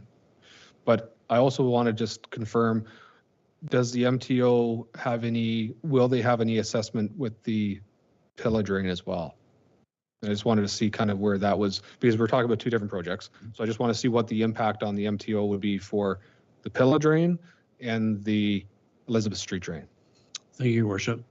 just to for Councillor Meadows, just to update Councillor Meadows, we had discussed the concerns with Pete and Frank Giamatola with respect to Jim's tires there as well. Myself and John Hardy at the time, who was the Director of Public Works, we met with Fowler, who does the maintenance work for the MTO. And Fowler was doing some ditching along the highway. They were also going to clean out the catch basins. And not too long ago, I spoke to David Kay from Fowler's, and they had completed that work. We also had asked them to camera their storm sewer system, because that where it comes to that corner, there is a storm sewer that goes sort of, it's basically heading out towards Alliston and dumps into the road ditch. And there was some concerns that there might be some breakage or something going on in those storm sewers. And we were coordinating some internal camera work with the MTO to make sure that those storm sewers were still intact. Brooke, I don't recall the last name from the MTO, was to contact me when the camera work was going to be undertaken to make sure that there wasn't water leaking out of that storm sewers and adversely affecting that corner property. With respect to the Pilla petition, I don't believe there's any MTO water that would be routed down through that pond. And likewise, in the system that Greg is working on, I do not believe that there's any MTO water that would be involved in that. But we are following up with the potential of something being wrong on that storm sewer out in front of the Giamatola property. Okay, I appreciate that. And again, if we can coordinate with that with our CEO and Public Works, to make sure, I'm pretty sure John's been in the loop on that, but to make sure that that does get undertaken and that we know if there is any issues with that storm catch basin and drain there. I'll make sure, Your Worship, that I follow up with John and have a look at that. Thank you. Councillor Meadows, yes. With regards to your comments there, I just wanted to let you know they have huge issues now with sinkholes right around that area where you're talking about. So this has now become very critical because it's starting to go underneath their building. So this is something the MTO, I've been asking for the MTO to be looking into this for quite some time, and nothing's been done. So I want something done ASAP if I could with regards to this, because we're looking at some major problems that are happening in that corner and nobody seems to be doing anything. I've had several complaints come in with regards to that. So if you could please, I'm asking diligently, please get that done ASAP, because we're going to be in some big hot water if it's not rectified. Thank you. Through Your Worship, to Councillor Meadows, we will do everything in our powers to get the MTO to the table. Okay, thank you. Councillor O'Leary. Through the chair, I'll give a slight tutorial. I've owned property in that vicinity since 1978. We at present have a problem on the north side of 89 Highway at the intersection of the 7th concession, and there's a stormwater management pond in behind Dean Motors. And every time there's a heavy rain, that stormwater management pond floods, because when it's ditched to make a right-hand turn, once it comes under the 7th concession, it's supposed to make a right-hand turn and then go down to 89, make another left-hand turn and follow along 89 Highway. Water doesn't work that way. I'm not an engineer, but I do know water does not work that way. Water goes on its continuous flow unless there's a sufficient directional blockage or something, or wall to make it turn, right? Now, we had, myself personally, I was with our MP, Mr. Wilson, Jim Wilson, Mr. Braden, the MTO. We all had a meeting there 5 years ago, and we were going to resolve the issue on the north side of 89 Highway. And here it is 5 years later, nothing's been resolved. The properties in behind the Murphy and I forget the name of the new development there, they're still getting flooded out during rains. The Paul Archer property, the basement's constantly flooded every time there's a major rainfall. And now I'm looking at Crozier's drawing. It's 11/01/4125. Now, this drawing indicates to me that there's 4 right-hand turns. There are 4 basic turns. Now, I know this property, the western section here, there's probably minimum 30-foot difference in elevation from here to here. So I'm a layman. I'm just going by the indication on this, that this is going to be the ditch, and then this water is going to turn here, and this water here is going to turn here and go down. Well, this elevation here is probably another 30 feet higher than this elevation. Now, my question is, how are you going to get this water to turn and go down here? And is this a ditch? Is this a ditch, or is this just an indication? Because it, like, as a layman, this doesn't work. The proof is in the pudding. The proof is on the north side of 89 Highway. It's not working, and it's been proven, and it was done when the development of the properties on the north side, the Dean properties, were developed. It's been an issue since then. And that's my concern. I'm thinking outside the box.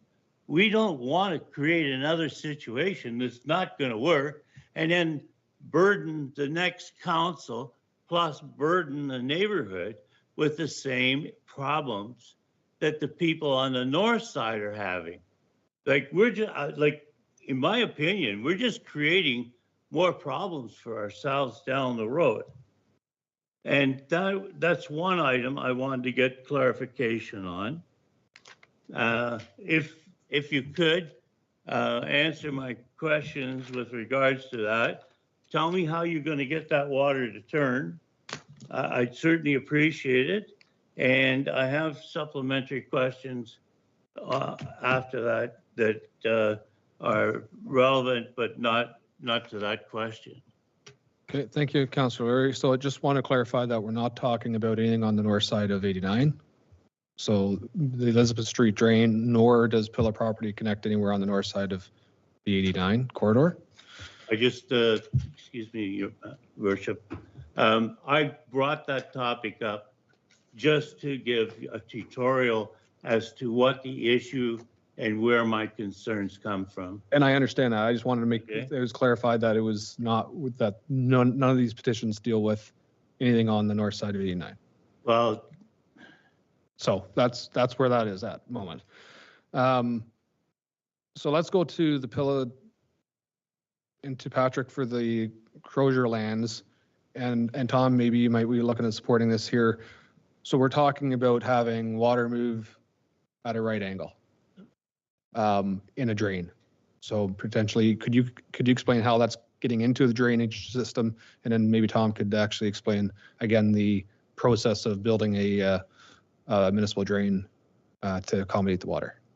Patrick. Thank you, Your Worship. And what I think the biggest misleading here is the scale of these drawings, to be honest.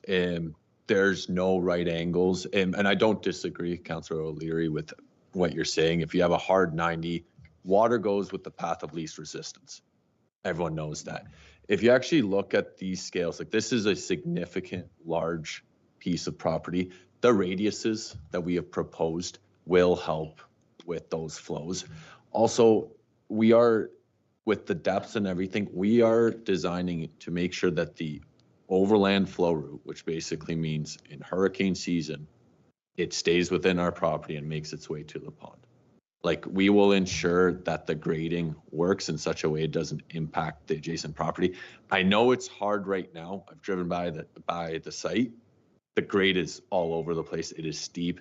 The amount of work that needs to be done is huge, and we recognize that. But in simplicity, we are having radiuses around the curves. We're going to make sure that the ditches are deep enough so you don't have that spillover. I hope that answers that question. Okay, and maybe Mr. Pridham or Greg, as to the extent of, again, how water is controlled within the municipal drain, I guess, to prevent any erosion or issues that Councillor O'Leary noted on the north side. I with respect to the design of municipal drains, it's not uncommon to have fairly severe angles or turns, but these channels are 4 and 5 feet deep and quite substantial, fully rip-wrapped, and we certainly have experienced no issues with respect to that situation.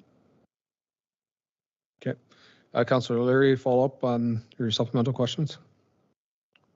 To the chair, yes. One of my, it's more of a request than a question, is that I would request that Burnside, being our drainage expert, forward any information regarding drainage to the township staff prior to submission, within at least 30 days prior to their submission, giving our staff like a 90-day period before it has to be resolved. And secondary to that,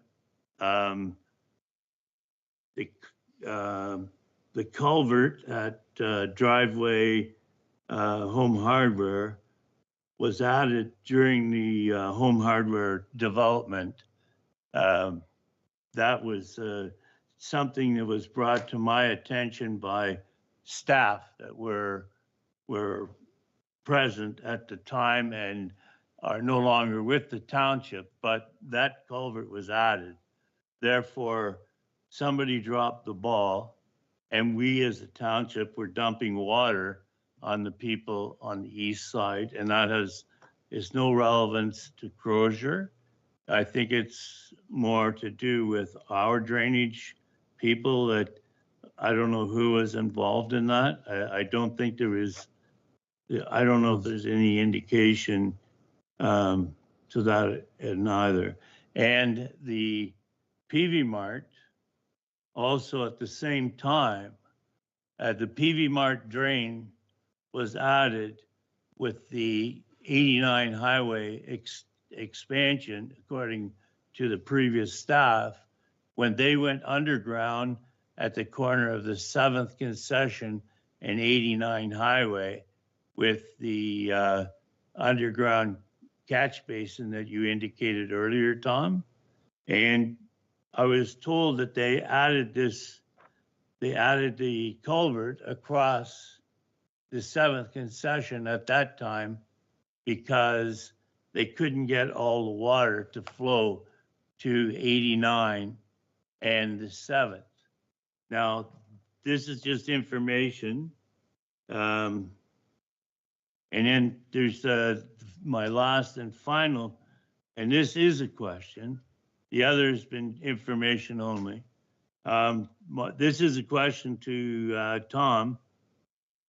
Is there a proposal, or what is the proposal for future ditching in front of the property 4794 on the 7th concession south of the laneway or the new driveway going into Home Hardware?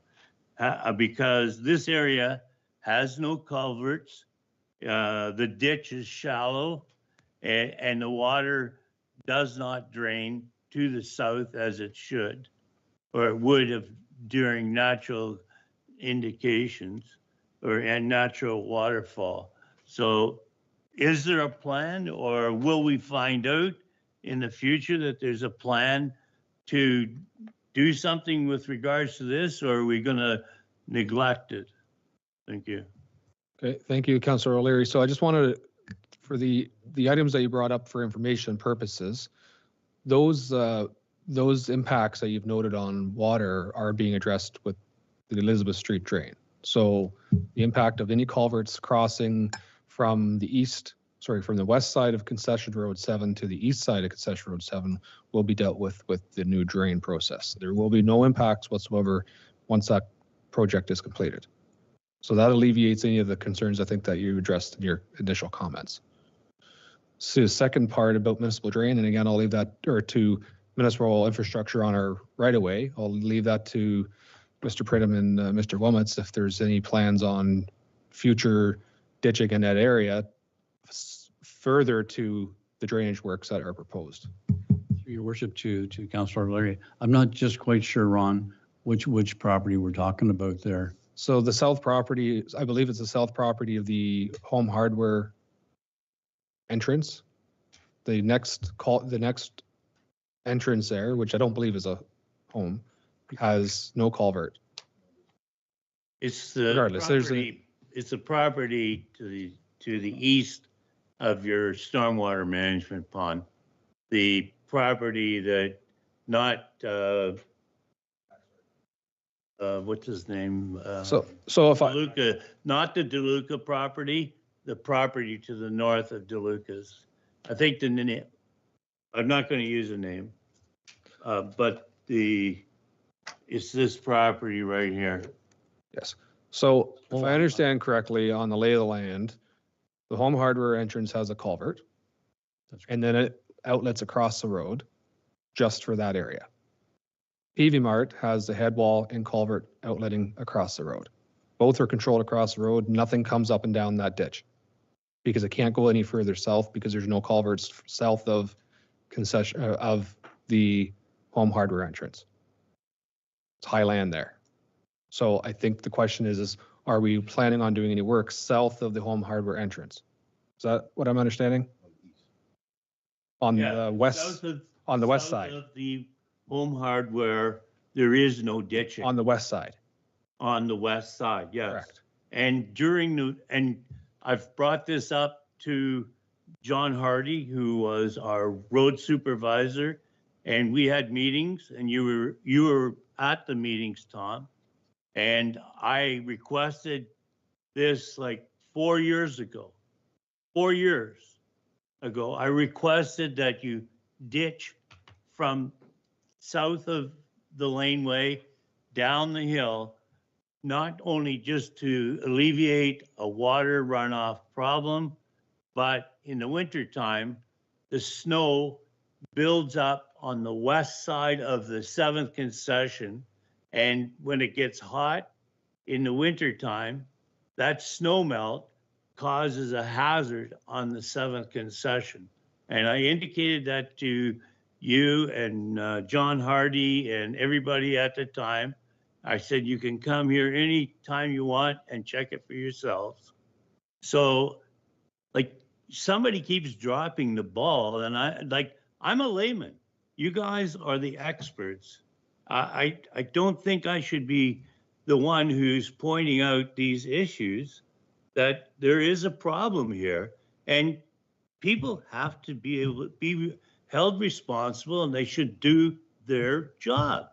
I mean, it's simple, common sense. Water doesn't flow uphill. Water doesn't make right-hand turns. And if the water doesn't have, if there's a blockage and it doesn't allow the water to go its natural course, it's going to find the easiest possible direction. Thank you, Councilor Larry. So I think I'll go to Mr. Wilmots on this, because to your point, the water doesn't flow uphill, and just installing a culvert at that driveway is actually putting water uphill. There's no way that water to flow through a culvert on the knoll of a hill. Now, I do agree with your comments about snow. We've had that issue in the past, and that roadside ditch would certainly accommodate maybe a buildup of snow along that section. But I'll look to Mr. Wilmots to see if there's a possibility of installing a culvert. I believe we'd have to install 2 culverts to the south of the Home Hardware entrance and re-ditch that section. Through the chair, to Mr. O'Leary, we would deal with that under general maintenance. Wouldn't be under the Drainage Act or anything like that. It would fall under the road authority for the maintenance of it.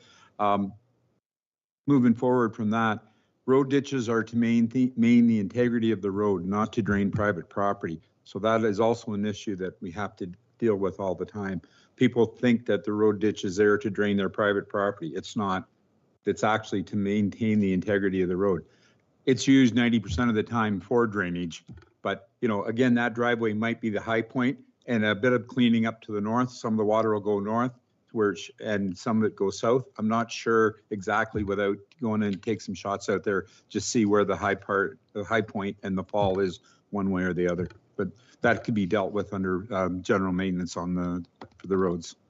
Mr. Wilmots, are you able to take a look at that in the near future? Yep, we'll look at it. Okay, thank you. Follow up to that, Councilor O'Leary? Yes, through the chair, supplement to that. As indicated previously, we were on site. There were at least 5 of us, the previous mayor, Mr. Meadows, myself, Sid, Tom, and there was somebody else involved at that time. It was I indicated to them that visually the ditch at the driveway to Home Hardware was higher than the driveway into the property at 4794. The only thing that was stopping the water from flowing south was there were no culverts. There were 2 laneways into, 1, the Bennett property, and 2, 4794. There were no culverts into those properties, therefore creating blockage, not allowing the water to flow to the south. Now, I understand that it is a maintenance issue, but it's a maintenance issue that hasn't been resolved, and here we are 4 years later. It has not been resolved, and I am not being critical of Mr. Wilmots, because Mr. Wilmots has come on as our manager after. He hasn't been with us for the last 4 years. So, I don't know whose problem it was, whether it was our staff the turnover within staffing, whether it was our drainage people. I don't know who or what the cause was, but it needs to be resolved. We need to resolve these things. We can't continually just keep pushing this aside, and saying that, oh yes, we'll consider it. It's under consideration. Like, consideration should stop today. Okay, We thank you, should Mr. resolve O'Leary. it. So Mr. Owens indicated he would take a look. That doesn't mean that's ditching is required though. So what you're asking and what you're implying is that ditching is going to be required where it may not actually be required. So staff will go out, take a look at the issue and determine if there is additional roadside ditching required in the area. And Mr. Owens. Through the chair, possibly why it wasn't done before was the result of some of the drainage that's coming off of Home Hardware and causing it to come more to the south. Once the Elizabeth Street drain is constructed and the water is being funneled properly off of the road ditch and everything in that area, it'll likely alleviate some of the problem coming south. And, you know, like you're saying, possibly a bit of ditching needs to be done, cleaned up, back slopes or whatever, a bit more snow storage, but that's strictly a maintenance issue. Thank you. Councillor Cox. Yeah, through the chair, I'd just like to clarify, Councillor, there is a culvert to the farm entrance beside Home Hardware. It's the 4798 doesn't have a culvert. On Google Earth, there's one here leaving Home Hardware entrance. And there is one to the farm entrance, but it does look like half full. Right there, see? Yeah. Okay. Any other questions or comments on these items? Okay, Councillor Meadows. I just have one. Mr. O'Leary is right. There's two entrances to the south that don't have culverts, but also the TSC, the rear entrance at the TSC, there's no culvert there either. Okay, so that's also, that whole area needs to be looked at for drainage. So I just wanted to make that comment. That I don't know how they got an entrance permit at the back of the TSC there because there's no culvert there. Okay, thank you. Any other questions as to? Just to follow up to Mr. Meadows' comment there, or Councilor Meadows, sorry. Sometimes the driveways become the high point and there's proper drainage north and south of it, and that's why there's no culvert in. There's not always a culvert needed if it becomes the high point and you have a sufficient drainage north and south or east and west of the culvert. All right, any other questions with regards to the reports on the agenda? All right, so 5.1 is the staff report with regards to the Pill Investments drainage petition. So the recommendation is that staff report CLK 2025-014 dated July 9, 2025 regarding Pill Investments Incorporated and drainage petition be received, and that the petition for drainage signed by Pill Investments Incorporated, submitted under the authority of Section 4.1 of the Drainage Act, be accepted, and that RJ Burnside and Associates Limited be appointed under Section 8.1 of the Drainage Act to prepare a report in response to this petition. Do I have a mover for that recommendation? Councillor Cox, seconded by Deputy Mayor Laux. Any further questions? All those in favor? That is carried.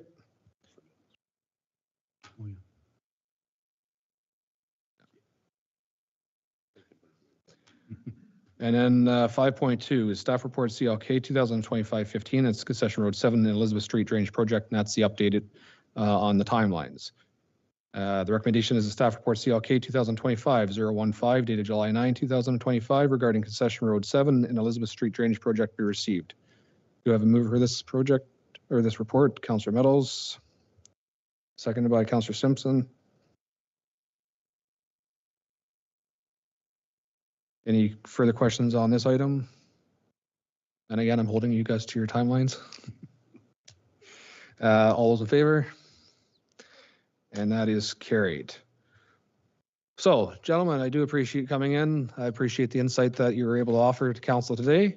Looking forward to seeing these projects proceed and the next phases come to council. Thank you. Thank you, Your Worship. So council, there is a confirmation bylaw, that bylaw 2025-015, being a bylaw to confirm the proceedings of the council of the Township of Adjala-Tosorontio at a special council meeting held on July 25th, 2025 be enacted. Do you have a mover for that? Councillor Cox, second by Councillor Borzos. All those in favor? And that is carried. And we are adjourned